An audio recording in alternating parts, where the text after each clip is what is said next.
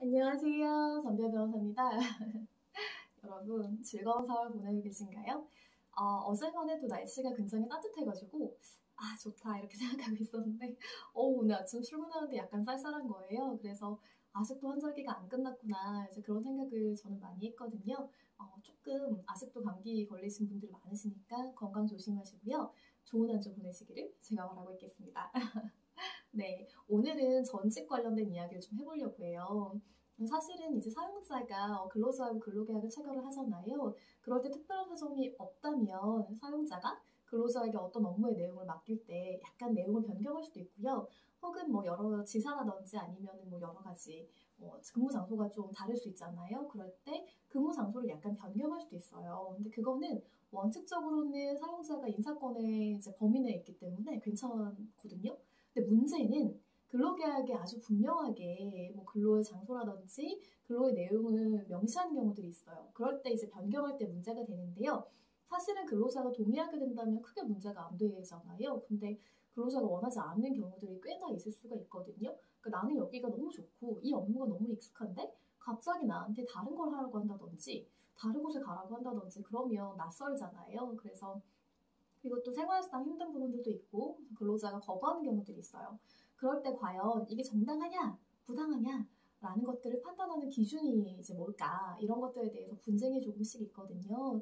최근에 그런 사례가 좀 있었어요. 뭐냐면 굉장히 대형마트가 있었거든요. 근데 이제 아무래도 조금 경영이 어려워졌어요. 그러다 보니까 근로자분들에 대해서 우리가 해고하긴 좀 그렇고 희망퇴직을 좀 받아볼까라고 이제 생각을 하시게 된 거예요.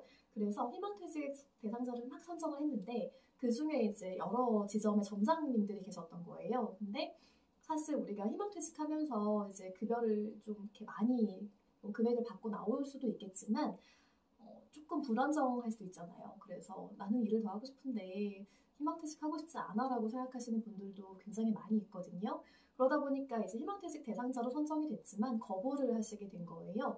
그랬더니 회사에서 그래? 안 나가겠다고? 약간 이렇게 생각을 좀 하시고 그럼 어떻게 할까 고민을 하다가 이분들에 대해서 이제 그 TF팀을 따로 구성을 하는데요. 그게 뭐 영업 관련된 어떤 연구개발 이런 TF였어요. 근데 문제는 뭐였냐면 이분들의 지위가 점장님들이셨잖아요. 근데 이 팀의 팀원으로 이제 넣게 되는 거죠. 그러니까 굉장히 어떻게 보면 직급이 많이 내려간 거예요. 그래서 그것도 좀 감당하기가 어려웠거든요. 우리가 아무래도 좀 높은 직급에 어떤 책임자의 직급에 있다 갑자기 이제 그 정말로 이제 그 어떤 말단과 유사한 근로를 해야 되는 부분이 된다면 여러 가지 어려움이 좀 있을 수가 있어요.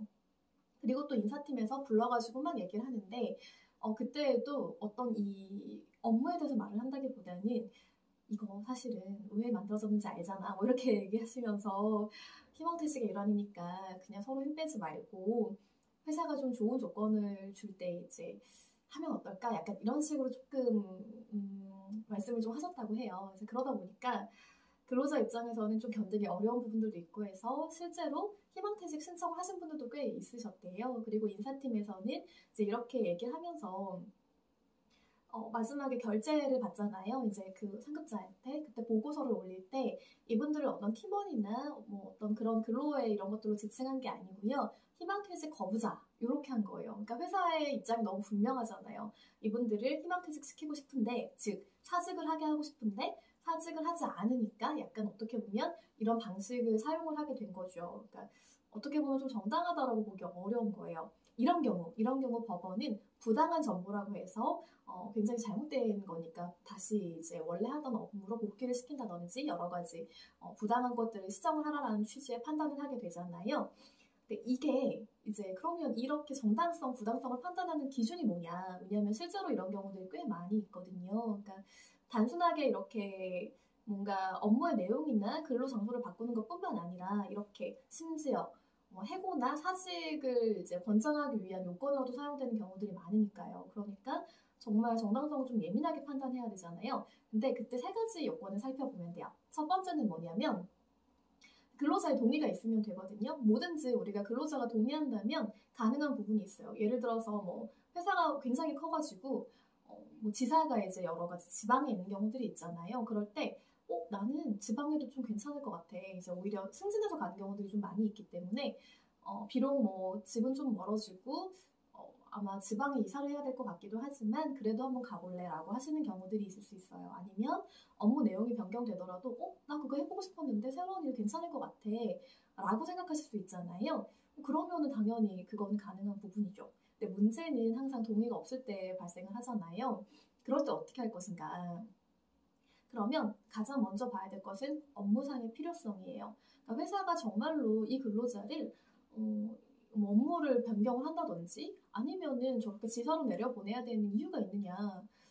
이유가 있으면 괜찮을 수 있잖아요. 근데 회사 입장에서 정말로 그 업무상의 필요성이 있는지 여부를 이제 뭔가 소명을 해야 되는 부분이 있는 거죠. 근데 이렇게 사직을 요청하는 부분이라든지 아니면 약간 뭔가 회사가 업무상 필요성이 없음에도 불구하고 소정의 목적을 좀 달성하기 위해서 예를 들면 부당노동행위라든지 그런 것들을 하기 위한 일환으로 이렇게 뭐 업무 장소를 변경한다면 문제가 좀 될 수 있거든요.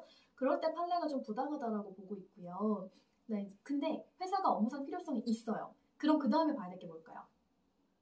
근로자가 불이익하잖아요. 그러니까 근로자의 어떤 생활상 불이익이 있느냐 없느냐를 좀 보게 돼요. 그래서 예를 들어서 이제 뭐 우리가 좀 거리가 멀어지는 정도다. 근데 교통비는 더 들 수가 있잖아요. 그러면 교통비 보전을 해주느냐. 그리고 이사를 가게 된다면 집을 구해야 되거든요. 근데 이것도 좀 만만치가 않잖아요. 그럴 때 뭐 사택을 제공한다든지 아니면 그런 뭐 주택자금에 관한 부분들을 좀 회사가 서포트한다든지 이런 부분들이 있을 수가 있거든요. 그거를 보기도 하고요. 때로는 업무 내용이나 장소가 바뀌면 임금이 좀 달라지는 경우들이 있을 수 있잖아요. 그럴 때 과거 케이스를 보면 임금이 조금 줄어든 게 아니고요. 27%가 줄어든 경우가 있었어요. 그러면 너무 당연하게 이건 부당하다라고 판단을 하겠죠. 그리고 또 중요했던 게 뭐였냐면 특히 이제 장애가 있다든지 아니면 부모님이 병환이 있으세요. 아니면 좀 노안 때문에 굉장히 힘들어하시는 분들이 계시잖아요.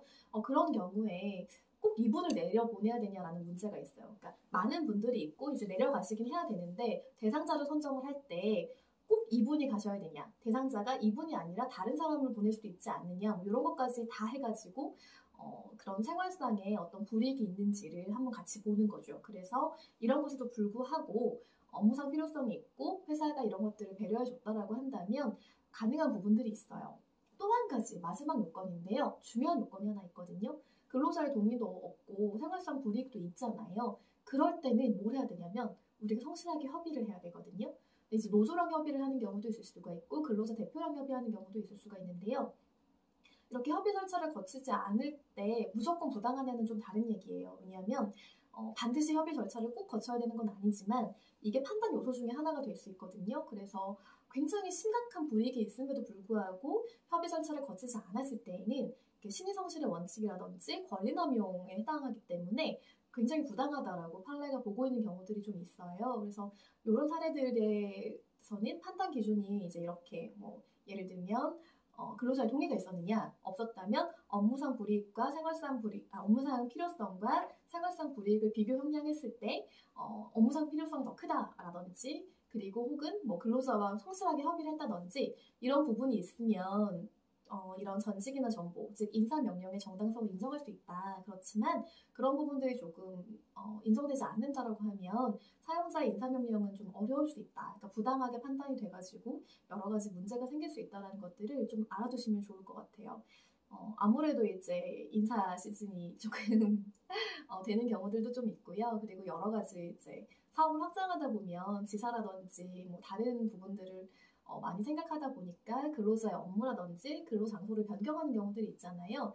그럴 때 물론 이제 사용자 입장에서는 인사명령이기 때문에 내가 굳이 이것까지 협의를 해야 되나 뭐 이렇게 생각을 하실 수도 있어요.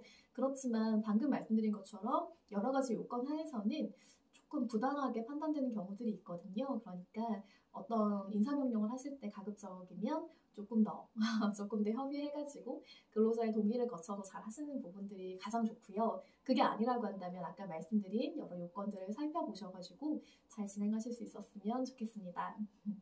네, 오늘은 여기까지 말씀을 드리려고 해요. 4월 지금 셋째 주네요. 저는 이번 주가 좀 유난히 많이 바쁜 주예요.